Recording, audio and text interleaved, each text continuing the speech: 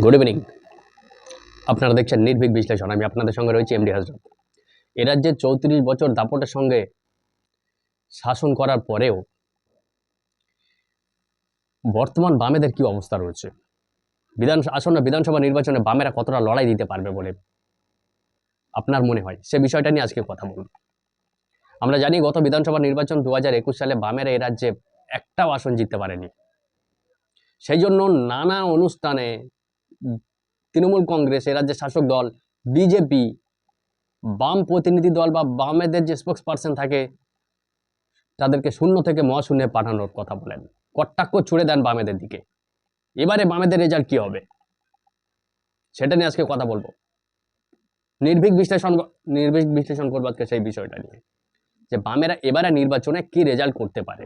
ইতিমধ্যেই আপনারা শুনেছেন, সদ্য নতুন দল প্রতিষ্ঠা করেছেন হুমায়ুন কবির, তৃণমূলের সাসপেন্ডেড বিধায়ক হুমায়ুন কবির, যে ইউপি জনতা উন্নয়ন পার্টি, সেই জনতা উন্নয়ন পার্টির প্রতিষ্ঠাতা হুমায়ুন কবিরের সঙ্গে নিউ টাউনে সিপিএম এর সাধারণ সম্পাদক মোহাম্মদ সেলিম এবং হুমায়ুন কবিরের মধ্যে নিউ টাউনের একটা পাঁচতারা হোটেলে কথা হয়েছে।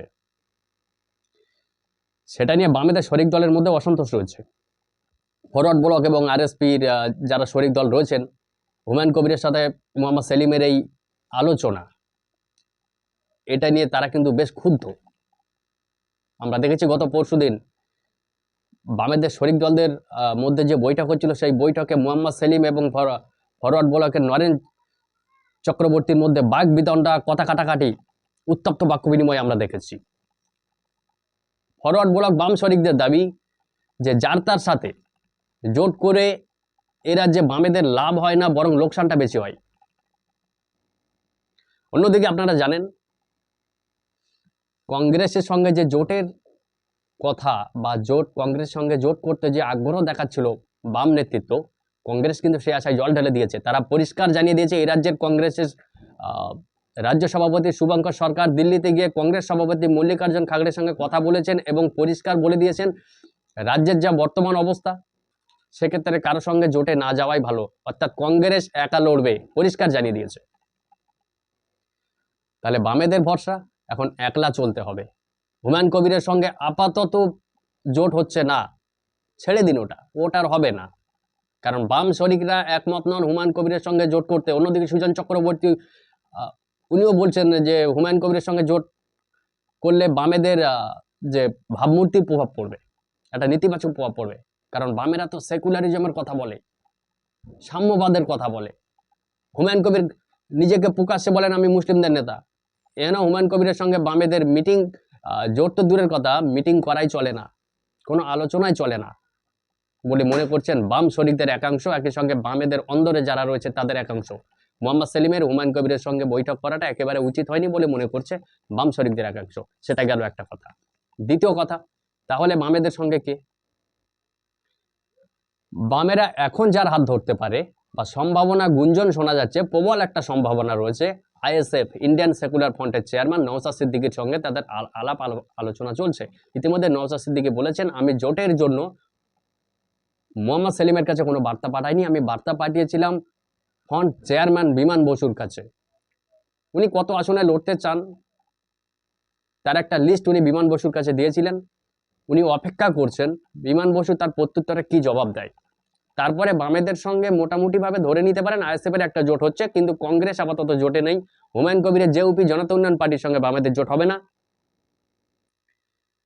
আসলে যে বিষয়টা বলতে চাচ্ছি আমি, 34 বছর এই রাজ্যে শাসন করার পরেও বামেরা যে ইউপি হুমায়ুন কবিরের মতন একজন মানুষের সঙ্গে, যার রাজনৈতিক ক্যারিয়ার অতটা ভালো নয়, নিজে খুব ভালো নেতা তেমন সেটাও বলা যাবে না, আলাদা করে বলার মতো কিছু নেই ওনার মধ্যে, রাজনৈতিক দূরদর্শিতাও খুব ভালো নেই, আর ব্যক্তিগত ইমেজ তো খুব একটা ভালোই নেই।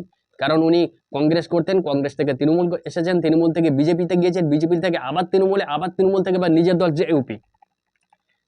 এরকম একজন পার্সনের সঙ্গে কিভাবে সিপিএম কথা বলতে পারে?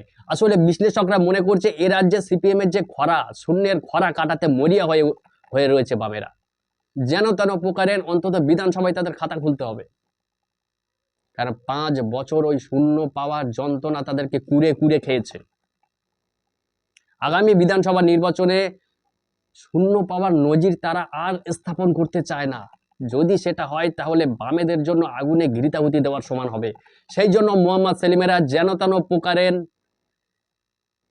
একটা আসন পাওয়ার জন্য, অন্তত কিছুটা সম্মানের সাথে যাতে এ রাজ্যের রাজনীতিতে টিকে থাকা যায়, সেই জন্য হুমায়ুন কবিরের সঙ্গে নিউ টাউনে বৈঠক করেছিলেন বলে মনে করছেন রাজনৈতিক বিশ্লেষকদের একাংশ। কিন্তু অন্য একটা মতামত রয়েছে। সেই মতামত হচ্ছে হুমায়ুন কবিরের সঙ্গে যদি বামেরা যায় তাহলে তাদের লাভের থেকে লোকসানটা বেশি হবে। সেই জন্য আইএসএফ আপাতত তাদের একমাত্র ভরসা আইএসএফ এর সঙ্গে গেলে তাদের কিছুটা হলেও লাভ হতে পারে বলে মনে করছেন কেউ কেউ।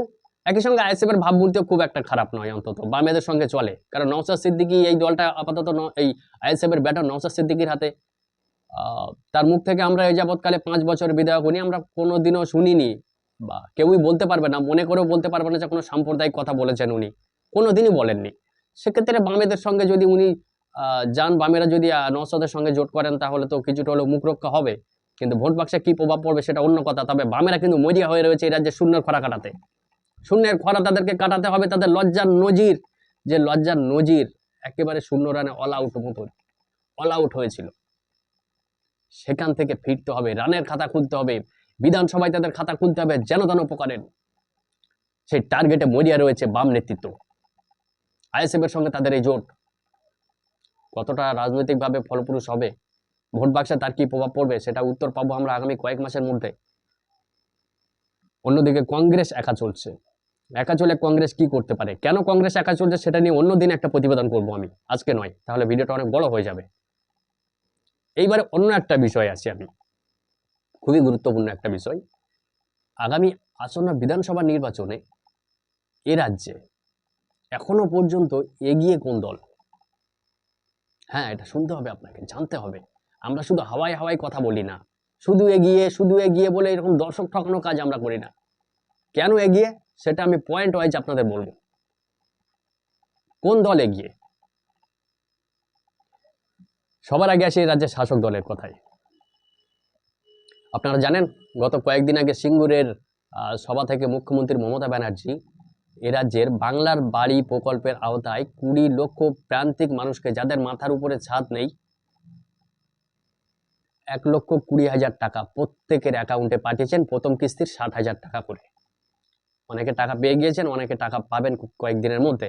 এবং উনি এটাও বলেছেন ওই মঞ্চ থেকে যে আগামী মে মাসে কিস্তির দ্বিতীয় টাকাটাও পেয়ে যাবেন, দ্বিতীয় কিস্তির টাকাটাও পেয়ে যাবে পরে 60,000 টাকা।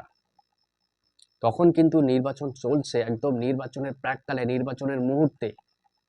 প্রথম কিস্তির টাকা নির্বাচনের আগে, পরের কিস্তির টাকা নির্বাচন চলবে মার্চ, এপ্রিল, মে। বুঝতেই পারছেন, এটা একটা দিক গেল। দ্বিতীয় কথা হচ্ছে লক্ষ্মী ভান্ডারের 500 টাকা করে লক্ষ্মী ভান্ডার বাড়ানো। এ রাজ্যের প্রায় 2.5 কোটি মহিলা লক্ষ্মী ভান্ডারের টাকা পান। আদিবাসী সম্প্রদায়ের মহিলারা তারা মাসে 1200 টাকা করে পেতেন, এবং সাধারণ জেনারেল মহিলারা যারা রয়েছেন তারা মাসে 1000 টাকা করে পেতেন। বাজেটে, পশ্চিমবঙ্গ সরকারের বাজেটে লক্ষ্মী ভান্ডারের অতিরিক্ত বরাদ্দ বাড়ানো হয়েছে। সাধারণ মহিলারা যারা 500 টাকা 1000 টাকা করে পেতেন তারা 1000 টাকা, আরো 500 টাকা বেড়ে 1500 টাকা পাবেন। আদিবাসী মহিলারা যারা 1200 টাকা পেতেন তারা 1700 টাকা করে পাবেন। এই যে লক্ষ্মী ভান্ডারের টাকা বৃদ্ধি, এ রাজ্যের প্রায় আড়াই কোটি মহিলাকে টার্গেট করেছে এ রাজ্যের শাসক দল মুখ্যমন্ত্রী মমতা ব্যানার্জি, তৃণমূল সুপ্রিমো মমতা ব্যানার্জি। এর একটা প্রভাব ভোট বাক্সে পড়তে চলেছে বলে মনে করছেন রাজনৈতিক মহলের একটা বড় অংশ। একই সঙ্গে যে 20 লক্ষ প্রান্তিক মানুষের মাথার উপরে ছাদ তৈরি করার দায়িত্ব, 1,20,000 টাকা, এর একটা প্রভাব পড়তে বাধ্য, অস্বীকার করার কোনো জায়গা নেই। এর একটা প্রভাব পড়বেই। ঠিক নির্বাচনের মুখে এই রকম জনমুখী কিছু প্রকল্প, লক্ষ্মী ভান্ডারের টাকা বৃদ্ধি, মহিলাদের খুশি হয়ে যাবেন মহিলারা। একই সঙ্গে 20 লক্ষ মানুষকে ঘর, আপনি ভাবুন তো, তার একটা প্রভাব পড়বে না? কি মনে হয় আপনাদের? পড়তে বাধ্য। তৃতীয়ত, 3 নম্বরে যেটা হচ্ছে যুবসাথী প্রকল্পের যে ঘোষণা উনি দিয়েছেন, সেটা 2026 সালে আগস্ট মাস থেকে সেটা লাগু হবে। এখানে বেকার যুবক যুবতী যারা রয়েছেন, এই রাজ্যের শিক্ষিত বেকার যুবক যুবতী, তাদেরকে মাসে 1,500 টাকা করে ভাতা দেওয়ার কথা বলা হয়েছে। তারও একটা প্রভাব রয়েছে। অন্যদিকে ডিএ নিয়ে যে মামলাটা চলছিল সরকারি কর্মচারীদের আর রাজ্য সরকারের মধ্যে যে মামলাটা চলছিল ডিএ বাড়ানো নিয়ে, সেই কর্মচারীদের ক্ষতেও কিছুটা হলেও প্রলেপ দিয়েছে। 4% ডিএ বৃদ্ধি করেছে রাজ্য সরকার। বিশ্লেষকদের একাংশ মনে করছে এই সমস্ত কারণে তৃণমূল কংগ্রেস আমাদের রাজ্যের বিরোধী দলের থেকে অন্তত এক কদম এগিয়ে হলেও নির্বাচনে অংশগ্রহণ করবে। বিরোধীদের অবস্থানটা ঠিক সিপিএম এর কথা বললাম, বিজেপির অবস্থান কোথায়? বাজেট অধিবেশন নিয়ে কিন্তু বিজেপির মধ্যে খুব একটা উচ্চবাচ্য শোনা যাচ্ছে না, কারণ যেভাবে লক্ষ্মী ভান্ডারের টাকা বাড়ানো হয়েছে, 20 লক্ষ মানুষের অ্যাকাউন্টে টাকা যাচ্ছে, যুবসাথী প্রকল্প চালু হয়েছে, মানুষের মন জয় করার যে প্রচেষ্টা তৃণমূল কংগ্রেস করছে, অন্তত সেক্ষেত্রে বিজেপির এখানে বিরোধিতা করার কোনো জায়গা নেই। তারা বেশ চুপ করে রয়েছে। তাদের ওই একটা স্ট্র্যাটেজি, হিন্দু মুসলমান করো। বিধানসভায় গত পরশুদিন বিজেপির বিধায়ক অগ্নিমিত্রা পল মুসলমানদেরকে ক্রিমিনাল বললেন। কোন প্রসঙ্গে বলেছেন উনি পরে ক্লারিফাই করেছেন বিষয়টা। সংখ্যালঘু উন্নয়ন খাতে এই রাজ্যে 5,000 কোটি টাকার কিছু বেশি টাকা ধার্য করা হয়েছে মাদ্রাসা এবং সংখ্যালঘু উন্নয়ন খাতে। সেটা নিয়ে উনি প্রশ্ন করতে গিয়ে বললেন, এই টাকাটা সংখ্যালঘুদের উন্নয়ন হবে না তাদেরকে ক্রিমিনাল বানানো হবে? ভাবতে পারছেন? ভারতবর্ষের প্রতিটি রাজ্যে সংখ্যালঘু উন্নয়ন মন্ত্রক রয়েছে, এমনকি কেন্দ্র সরকারের সংখ্যালঘু উন্নয়ন মন্ত্রক রয়েছে, সেখানেও টাকা বরাদ্দ করা হয় সংখ্যালঘুরা পিছিয়ে পড়া সংখ্যালঘুদের জন্য, এদের মাদ্রাসা শিক্ষা সম্প্রসারণের জন্য টাকা বরাদ্দ করা হয়। সেভাবে আমাদের রাজ্যেও সংখ্যালঘু উন্নয়ন মন্ত্রক রয়েছে, সেখানে টাকা বরাদ্দ করা হয়েছিল। কিন্তু বিজেপি বিধায়ক বলছেন যে এই টাকাটা সংখ্যালঘুদের আদৌ কোনো কাজে লাগবে না, তাদেরকে ক্রিমিনাল বানানো হবে। আচ্ছা ভাবুন তো, কোন চিন্তা ভাবনা থেকে এই সমস্ত কথাগুলো বলেন? তাই বিজেপি এই ধরনের যদি রাজনীতি করতে থাকে না আগামী বিধানসভা নির্বাচন অবধি, এটাই তাদের স্ট্র্যাটেজি। কারণ তৃণমূলের সঙ্গে তারা ওই অন্তত উন্নয়নের রাজনীতিতে পারবেন না, সেটা ভাতা বলুন যাই বলুন, অন্তত মানুষকে খুশি করার জন্য তৃণমূল কংগ্রেস যেটুকু করছে বিজেপি তার ধারে কাছে নেই। আর এমন কাঁটা মুখে বিজেপির মুখে দেওয়া হয়েছে, না গিলতে পারবে না ফেলতে পারবে, এমন কাঁটা ভরে দিয়েছে। আপনি চাইলে লক্ষ্মী ভান্ডারের বিরোধিতা করতে পারবেন না। আবার যে 20 লক্ষ মানুষকে ঘর দেওয়া হচ্ছে বাংলার বাড়ি প্রকল্পের আওতায়, একই সঙ্গে তৃণমূল কংগ্রেস বারবার বুক বাজিয়ে বলছে এই টাকাটা আমাদের সরকার দিচ্ছে, কেন্দ্র সরকার আমাদের টাকা দেবে বলে টাকা দেয়নি। এর একটা প্রভাব তো পড়বেই। সেক্ষেত্রে বিজেপির একটা স্ট্র্যাটেজি, ওদের রণনীতি একটাই, যে যেভাবে হোক আরো বেশি বেশি করে হিন্দু মুসলমান করতে হবে। এবং সেক্ষেত্রে শুভেন্দু অধিকারীর যুক্তি, যত বেশি উগ্র হিন্দুত্ববাদের আস্ফালন হবে, হিন্দুদের একটা অংশ নাকি এক কাট্টা হয়ে বিজেপিকে ভোট দেবে। আমি জানি না এই ফর্মুলা কাজ করবে কিনা আগামী বিধানসভা নির্বাচনে। অর্থাৎ বিজেপির একদম সোজা ভাষায় বললে যে যুক্তি, তারা যে 38% এই রাজ্যে ভোট পান, আরো বেশি মুসলমানদের বিরুদ্ধে অ্যাগ্রেসার হলে, আরো বেশি ঘৃণা ছড়ালে, ওই 38%টা আরো 5-7% বৃদ্ধি পেতে পারে, গিয়ে ওটা 42-44%, 43% গিয়ে পৌঁছতে পারে। অমিত শাহ বলছেন এবার আমরা 46% ভোট পাবো। এই স্ট্র্যাটেজি কাজ করে কিনা সেটা দেখার। তবে আমাদের ব্যক্তিগতভাবে আমার যেটা মনে হচ্ছে, এভাবে কাজ হবে না। বিজেপিকে আবার শূন্য হাতে ফিরতে হবে। এবং বর্তমান আজকের ডেটে দাঁড়িয়ে বলছি, যা অবস্থা, রাজ্য রাজনীতির যে অবস্থা, সেক্ষেত্রে আগামীকাল যদি নির্বাচন হয়, তাহলে তৃণমূল কংগ্রেস কিন্তু অনেকটা এগিয়ে থেকে শুরু করবে। এবং চতুর্থবারের জন্য যদি মুখ্যমন্ত্রী মমতা ব্যানার্জিকে আরেকবার শপথ নিতে আপনি দেখেন, তাহলে অবাক হবার কিচ্ছু থাকবে না। আপনি তৃণমূল কংগ্রেসের বিরোধিতা করতে পারেন, কিন্তু বর্তমান রাজনীতির প্রেক্ষিতে আমি কথাটা বললাম। আপনারা আমার কথার সঙ্গে একমত হতেও পারেন, আপনাদের দ্বিমত থাকতে পারে। যারা দ্বিমত পোষণ করে তাদেরকে আমি শ্রদ্ধা করি, দ্বিমত থাকবে গণতন্ত্রে। তবে আমার মনে হয়েছে আমি বললাম বর্তমান পরিবেশ পরিস্থিতি এবং রাজনৈতিক প্রেক্ষাপটের নিরিখে। আপনাদের মতামত অবশ্যই এই বিষয়ে দেবেন কমেন্ট বক্সে। কমেন্ট বক্স খোলা রয়েছে আপনাদের জন্য। একই সঙ্গে ভিডিওটা যদি ভালো লেগে থাকে তাহলে অবশ্যই একটা লাইক দেবেন। আর আমার চ্যানেলে যারা নতুন দর্শক আছে তাদের উদ্দেশ্যে বলবো, চ্যানেলটা সাবস্ক্রাইব করে পাশে থাকবেন, যাতে এই সমস্ত আপডেটগুলো সবার আগে আপনার কাছে পৌঁছায়। থ্যাংক ইউ, ধন্যবাদ।